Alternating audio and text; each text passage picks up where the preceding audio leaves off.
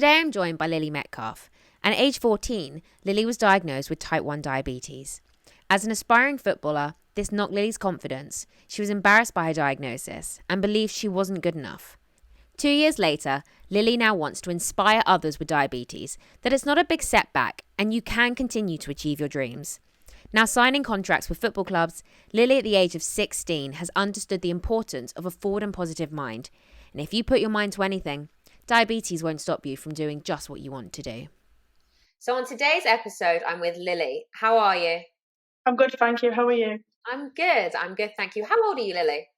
I'm 16. 16. And why are you here today? I'm here today to inspire other people with disabilities just to keep going. Mm-hmm. So do you want to tell me a little bit about your story then? So I was 14. Through lockdown, I got diagnosed with type 1 diabetes. Mm-hmm. Played football, so I lost a bit of confidence, and then I gained it again. Mm-hmm. So it made me more determined to keep playing and not let it affect me. Yeah. So what was why did you lose the confidence, if you don't mind me asking? I think it was just give me a bit of a setback. Yeah. Trying to learn about it and then make sure I was all right myself, and I lost a lot of weight as well. So yeah, it just gives me a setback, really. Yeah. So obviously, with what you've been through, you want to help other kids mostly that might be diagnosed with this as well. Yeah. And why is it that you want to help others? It's just to not let them affect them. Mm-hmm. Really, to just keep going as themselves. Yeah. And how did you find that you were able to get your confidence back then? My mum helped me a lot, to be fair. Yeah. She and my family, they was always there. They just said, don't let it control you, Mm-hmm. in a way. So, yeah. I think that's the most important thing it's first of all having the support network around you, like you said, your mum and your family, but it is the case of not letting it control you. Yeah. So how do you what are the methods and the techniques then that you've used since, to get your confidence back and to help you not let it control you? So I control it. So Mm-hmm. to be fair, it's forward mind. Mm-hmm. So I'm a quite positive person. So I don't know really. It's just I won't let negative things affect me, really. Yeah. But that's everything in itself. It's being positive, isn't it? Yeah. And I think to be 16 years old and to already have a mindset like that is amazing, because that's the kind of mindset that people sometimes get a lot older in their life. So to have it at 16 years old is amazing. Yeah. I think the fact that you were so poorly is that, wasn't it? It was when you were diagnosed, your organs were shutting down, wasn't it? You was in DKA. So from going in lockdown and being, down and a bit depressed and not being able to go out, to then feeling so poorly and then being rushed to hospital, it was a big shock. When we just put it down to a being down kind of thing and not poorly. So it was a mighty shock. Yeah. But in fairness, you took it on the chin, didn't you? And it was like, you've got to push forward. I mean, she was diagnosed 2021 in February. And you should have been playing at Man United in the March. But because she'd lost so much weight and muscle mass, and obviously it got put on the back burner, so that was a confidence knock. Yeah. But then she got herself up, didn't you? Dusted yourself down and went in for trials. And that's when you first trialled for Lions, wasn't it? And she got in. And then this year she went to RTCs and trialled for Leeds. And she got a contract for 12 months with Leeds United, girls football under 16s. Nice, that's amazing. So just to add, for anybody that is wondering who the extra voice was, that was Lily's mum, Lindsay. No, no, of course. But that's amazing that you were, to be in that position and to go through what you went through. And like I said, at such a young age, and then to see where you are now and the contracts that you're getting and what you've been doing. Have you always wanted to play football? Yeah. Yeah? It's always been a dream. Yeah. Yeah? Yeah, I started when I was 8. I want to play for England and, make it pro. Yeah. So that's the dream, isn't it? That's the big dream, is to be able to play for England. Yeah. We'll see you playing in the Euros someday, right? Fingers crossed. Absolutely. But I think what you've been able to show is that you can have a dream, right?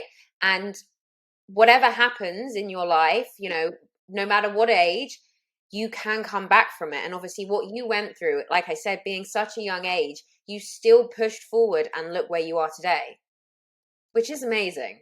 Yeah. So, and how did you find, if you don't mind me asking, how did you find that time kind of affected you? Obviously, I understand physically, but affected you inside as well. It's quite scary, to be fair. You felt it was good enough, didn't you? Yeah. You can speak. Yeah, I know. She does get a bit starstruck. No, she thought she wasn't good enough. She thought, there's not many sports people, type 1 diabetic. It's obviously you have your Paralympics and, and things for people who've lost limbs and diabetes. I think a lot of people are not knowledgeable on type 1. They just think, oh, she's ate loads of sweets, she's got diabetes. And obviously there's such a vast difference between type 1 and type 2. We didn't even know. And again, it's ignorance. You haven't got a sticker on that says I'm a type 1, or, if you break your leg, you've got a cast, haven't you, and a crutch. And Lily was quite embarrassed about being type 1. And it's like I said to her, it's something that you're going to have to live with, and the advance in treatments from 10 years ago is massive. She's actually working with Diabetes UK on a youth project as well, to encourage other children that it's not such a great big setback. You can achieve your dreams. Yeah. And this is, I think, why she's been more focused and more determined, because it's not going to hold her back. It most definitely isn't going to hold her back. If anything, it's had the adverse effect and really pushed her forward. Yeah. And I think that's something that you've learned already, is that something that most people, or at the time, you think is a setback, because I'm pretty sure obviously at the time you thought it was a complete huge setback, and like you said, you wouldn't be able to follow your dreams, but instead you've pushed forward, and not only are you are getting your dreams, but you're doing it in a completely different way, and you're also helping other people and sharing your story in ways that before you hadn't have done anyway. Yeah. But no, I can imagine, of course, it's very scary. And your mum's actually hit the nail on the head when she said not a lot of people know the difference. And when you are growing up and you're younger and you hear someone has diabetes, you do just think they've had too many sweets. It's just, for some reason, it's just the thing that people think, but actually it, like your mum said, it's completely different. And to be someone in the sports world with diabetes and wanting to share your story is amazing. And I hope, as well as I'm sure you hope, it inspires so many other people, and especially kids. But you know what, it might not even be kids, it could also be adults, because maybe this isn't something that a lot of adults even discuss. So it might not even be kids that you're inspiring, you could be inspiring adults as well. Yeah, I hope so. Yeah, absolutely. And that's, like you said, that's everything that you want to do, with what's happened. So what, would you have a piece of advice for somebody that might have just found out, that they have type 1 diabetes, and, they, like you said, they lose their confidence and maybe they think they can't get their dream anymore. What would you say to them? I'd just say, tell them to keep going, put their mind to anything that they can do. Diabetes don't stop them from doing what they want to do. And they control diabetes, and diabetes don't control them. Yeah, I like that part. That part is that last bit as well is amazing because it's not letting what's going on control you. That's a very perfect way to say it. So, is there anything else that you want to, talk about? Anything else you want to say? Anything else you want to share? I just want to say a big thank you. I really appreciate it. Oh, of course. Don't be silly. You've been inspired, haven't you, by reading about Dan's trust? Yes. Again, it wasn't something we'd really heard of, but networking on diabetes pages, and it was actually somebody that sent a link forward to Dan's trust. Mm-hmm. So when we read the story, it's amazing, that somebody who did actually lose their life and inspire and want to see kids with potential, and help them towards reaching their goals. It's a really good thing, and it's something we'll promote in the future. As well as Diabetes UK, Dan's Trust is something that we'll discuss when we go to groups with other kids and teenagers. Yeah, Dan's Trust is amazing. So what they are doing for kids as well, it's a really amazing thing. Yeah, I think it really makes kids not feel so alone with whatever they're going through. Yeah, I think there's a big, and I think as well, through COVID, and obviously we're 3 years down the line, and a lot of teenagers, I think, have felt quite isolated. Yeah.